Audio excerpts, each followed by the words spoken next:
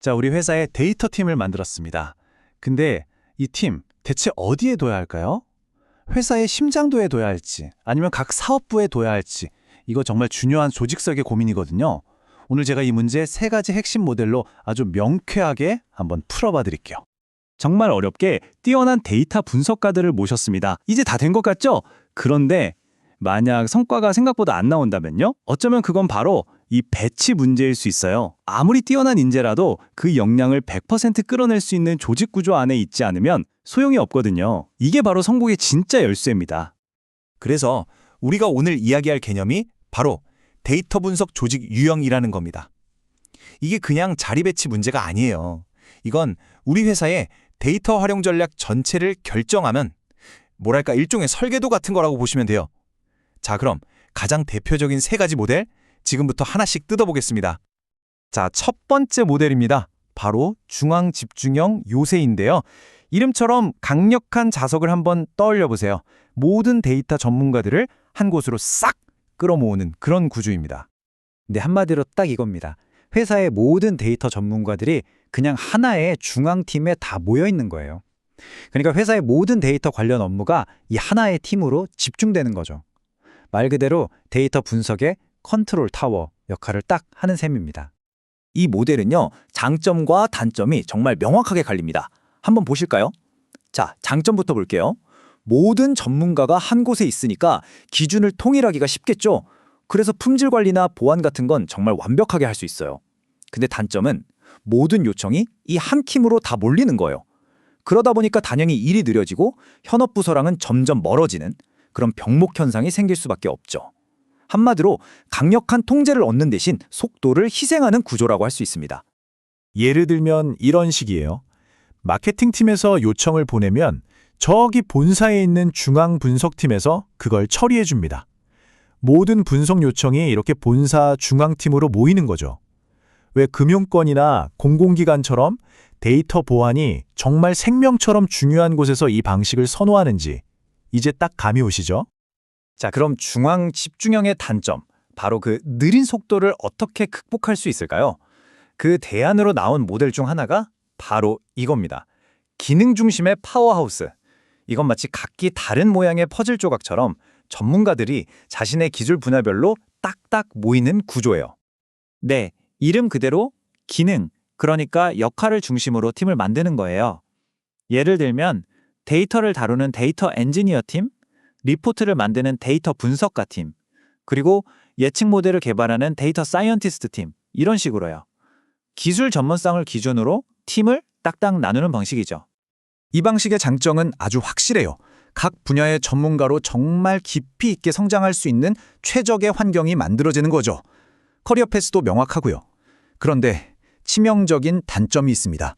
바로 각 팀이 자기만의 성에 갇혀버리는 사일로 현상이 생길 수 있다는 거예요. 서로 소통이 딱 끊겨버리면 아무리 뛰어난 전문가들이 모여 있어도 프로젝트 전체가 흔들릴 수밖에 없겠죠? 그래서 보통 이렇게 운영됩니다. 데이터 엔지니어 팀, 분석가 팀, 모델링 팀이 평소엔 각자 나뉘어 있어요. 그러다가 프로젝트가 생기면 필요한 사람들이 딱 모여서 협업하는 거죠. 마치 어벤져스처럼요. 데이터 팀 규모가 어느 정도 커진 IT 기업들이 이 구조를 많이 사용합니다. 자, 그런데 전문가들끼리만 모여 있으니까 또 현장과는 좀 멀어지는 느낌이 있죠? 이 단점을 해결하기 위해서 아예 분석가들을 현장에 심어버리는 모델이 등장했습니다. 바로 현장에 심어진 요원들, 분산형 조직입니다. 이건요, 앞서 본 두 모델과는 개념 자체가 완전히 달라요. 분석가들이 중앙팀에 모여 있는 게 아니고요. 아예 마케팅팀, 영업팀 같은 사업부서 안으로 쏙 들어가는 겁니다. 마케터, 영업사원들이랑 그냥 한 팀처럼 옆자리에 앉아서 일하는 거예요. 말 그대로 현장 밀착형인 거죠. 이 모델의 가장 강력한 무기는 뭐니 해도 속도입니다. 현장에서 이거 궁금해요 하면 바로 옆자리 분석가가 분석해주니까 의사결정이 거의 로켓처럼 빨라지는 거죠. 하지만 모든 게 뒤죽박죽 엉망이 될 위험도 있어요. 부서마다 분석 방식도 다르고 심지어 똑같은 분석을 여기서도 하고 저기서도 하는 낭비가 생기기도 하고요. 즉, 엄청난 민첩성을 얻는 대신 통제와 표준화는 어느 정도 포기해야 하는 거죠. 한번 상상해 보세요. 데이터 분석가가 우리 마케팅 부서에 딱 상주하면서 광고 캠페인 성과를 실시간으로 분석해 주는 거예요. 와, 정말 이상적인 협업 모습 아닌가요? 광고 성과가 궁금하면 고개만 돌려서 바로 물어보고 답을 얻는 거죠. 이렇게 빠른 실험과 성장의 생명인 스타트업이나 고객 서비스가 중요한 대규모 기업들이 이 방식을 아주 선호합니다. 좋습니다. 지금까지 3가지 모델을 살펴봤는데요. 자, 이제 이 3가지를 한눈에 딱 놓고 비교 분석해 보겠습니다. 이걸 보시면 아, 우리 회사에는 이게 맞겠구나 하는 그림이 훨씬 선명해지실 거예요. 자, 표를 한번 보세요. 한눈에 딱 정리되죠? 위치부터 볼까요? 중앙 집중형은 중앙팀, 기능 중심형은 역할 기반팀, 분산형은 사업부서 내부. 핵심 장단점도 명확하고요. 그래서 핵심 키워드를 딱 하나씩만 꼽자면 이겁니다. 중앙 집중형은 표준화, 기능 중심형은 전문성, 그리고 분산형은 속도. 딱 이 3단어만 기억하셔도 오늘 내용은 거의 다 이해하신 겁니다. 자, 그럼 우리 회사에는 어떤 모델이 맞을까요? 정답은 없어요. 이건 선택의 문제입니다. 우리에게 지금 가장 중요한 가치가 무엇인가? 이 질문에 답해야 해요. 데이터의 일관성, 통제가 무엇보다 중요하다. 그러면 중앙 집중형을 선택해야겠죠. 아니, 우리는 세계 최고 수준의 전문가를 키우는 게 목표다. 그러면 기능 중심형이 맞고요. 아니다. 지금은 하루가 다르게 변하는 시장에서 살아남는 속도가 생명이다. 그러면 당연히 분산형을 선택해야 하는 겁니다. 그런데 여기서 제가 진짜 중요한 보너스 팁 하나 드릴게요.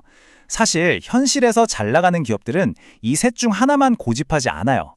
이 모델들의 장점만 쏙쏙 뽑아서 섞은 하이브리드 모델을 씁니다. 예를 들면 이런 거죠. 데이터 품질이나 보안처럼 회사 전체의 기준이 필요한 건 중앙팀에서 딱 잡아주고요. 각 사업부에서 필요한 빠른 분석은 현장에 배치된 분석가들이 착착 해결해 주는 거예요. 어때요? 정말 똑똑한 방식이죠? 자, 이제 여러분의 차례입니다. 다시 한번 여쭤볼게요. 표준화, 전문성, 그리고 속도. 이 셋 중에서 지금 당장 여러분의 팀을 승리로 이끌기 위해 가장 필요한 단 하나의 가치는 무엇인가요? 그 정답은 다른 어디도 아닌 바로 여러분의 비즈니스 현장에 있습니다.